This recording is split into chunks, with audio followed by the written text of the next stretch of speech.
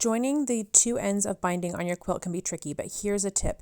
Use a piece of your binding and line up both ends so that the overlap is as big as the width of your binding, and that is going to give you the exact perfect amount of overlap that you need to be able to finish your binding. Then put it right sides together. Here I actually was able to fold the quilt, which helps bring those two ends of binding together, and then I sew on the diagonal just like I did when I sewed all these strips together.